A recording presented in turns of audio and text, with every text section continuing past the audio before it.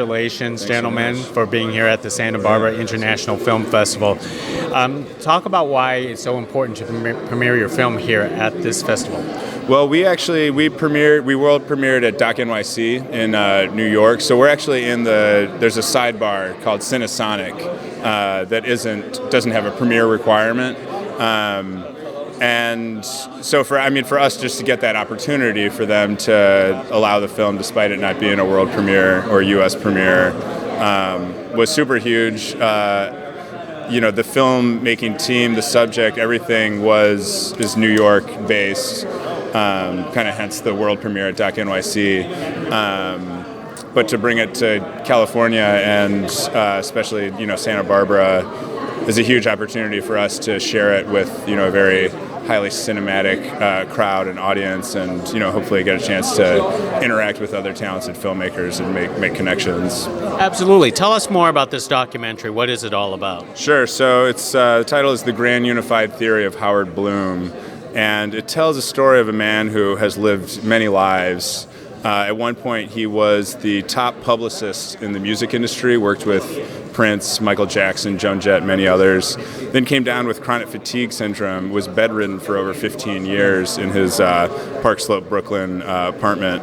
And in that time kind of returned to his original love of science and writing, and reemerged many years later as a science author and kind of cosmic philosopher, original thinker.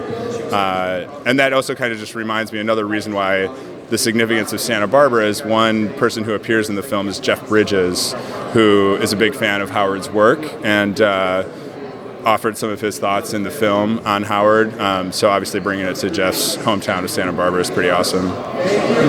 Now, tell us, how do you basically approach Howard, and was he very receptive towards something like this? Oh, absolutely. I mean, Howard is one of those individuals who is all too aware of how special and unique he is, and I think he's been waiting many years for someone to come along and really put the time in to tell his story in a thoughtful way, in a way such that it'll really get out there and hopefully reach many people. And so in terms of the approach, Howard being this kind of panoptic thinker, what we settled on was kind of there's a chaptering mechanism that we use that in a way reflects Howard's own work, and what the film itself ultimately becomes is kind of an illustration of different parts of Howard's philosophy, illustrated by Howard living them out in his own life. Excellent. And before I let you go, when viewers and audiences watch your documentary, what is the one most important lesson you hope they would take away? To follow your own unique passions and curiosities wherever they may lead, and in so doing, that is how we further the act of cosmic evolution.